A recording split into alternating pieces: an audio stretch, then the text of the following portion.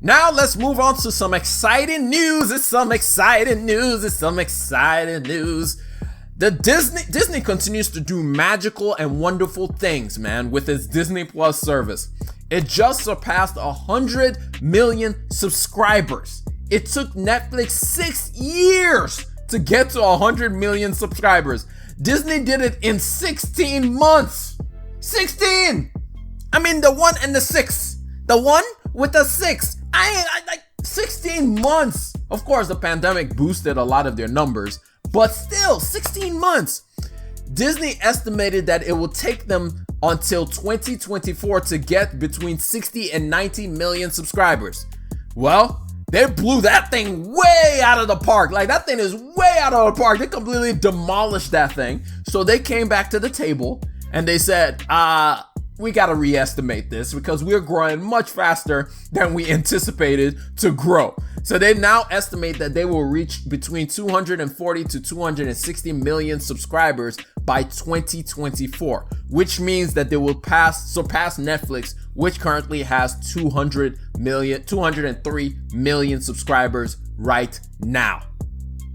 Like, dog, Disney's got the magic touch. Let's just be honest, like, Disney has the magic touch right now. It's not just a magical wonderland, it's also got the magic touch. Everything it touches right now just turns to gold. It's just, oh man, Disney just unbelievable. But anyway, Netflix sees Disney as its true only competitor.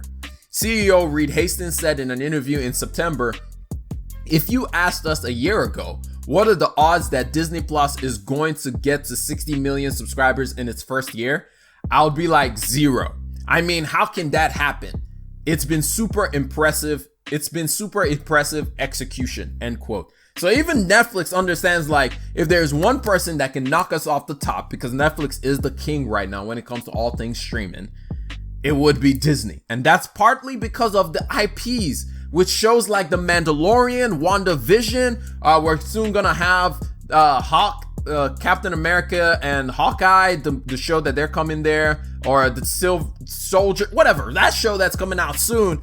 All of these things are unbelievable because Disney just has unbelievable IPs. As a matter of fact, when WandaVision's finale dropped last Friday, it crashed the servers. That's how many people were watching the show. However, like we did with the last segment, with everything there's a but. Disney is not making nearly as much money from its service as Netflix does from its streaming service. And we will see how powerful Disney is able to hold on to customers because it plans on increasing prices for Disney Plus on March 26th. So if you have Disney Plus, just keep it in mind, the pricing is going to go this way. It's going to go up in the near term. But the other thing that's interesting is how well, as Disney has continued to explode with its explosive growth, how well is Disney going to be able to appeal to the international market?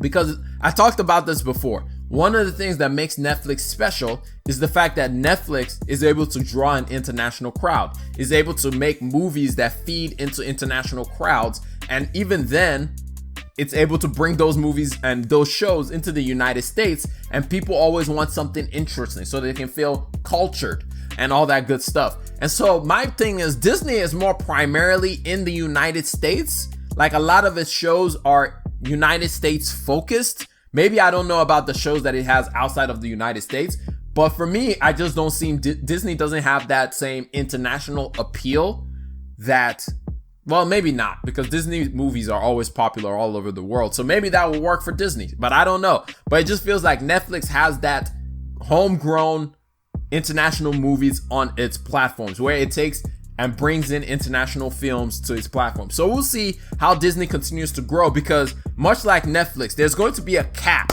where Disney hits, where it's in every household or mostly every household in the United States. I mean, Netflix is at 200 million subs. I'll say about 150 of that is in the United States. And really, if it stopped allowing people to share passwords, it would be closer to 300 million, but it's growing outside of the United States at this point. So I want to see, at what point is Disney going to continue its explosive growth outside of the United States? That's going to be interesting to keep an eye on and to keep watching. How is Disney going to perform outside of the four walls of the United States? And much like we talked about Amazon becoming a cloud computing company with an e-commerce side hustle, Disney is now becoming a streaming company with a parks as a side hustle, with parks and all its other physical mediums, its stores. Actually, it just announced that it's closing a bunch of its stores. Its parks, its cruise lines, all that stuff is becoming more of a side hustle, with its focus going into it being more of a service, more of a streaming service than anything else. Now, for some personal regrets. I don't know how long you guys have been listening to this podcast, but if you've been listening to this podcast since 2019, when Disney Plus launched, I've been talking about them as a stock play. And then when everything crashed in last year in March, I bought Disney shares, but then I didn't keep buying into them. Like I just bought a little bit and I was like, oh, I want to focus on Apple and Microsoft. And it was just like, why did I do that? Because for so long, most people forgot about Disney. Most people were like, oh my God, the parks are closed. How is Disney going to make any money?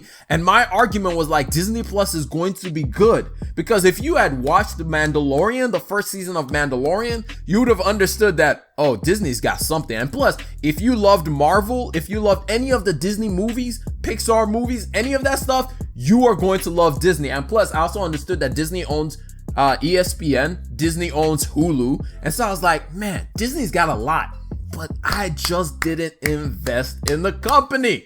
And since that moment of time, Disney has shot up almost 100%. man, this is a lesson to be learned for all investors out there. Sometimes rather than chasing after companies that you may love but has already exploded and gotten out of your hand, like companies like Microsoft and Apple, which exploded very quickly during the pandemic, it is sometimes better to play the longer game and go after companies that are still very undervalued. Man, I regret it, but at the same time, I'm okay with it, because at the end of the day, it is what it is. It is what it is. It's part of the learning lessons of as you grow and you learn with this whole investing journey.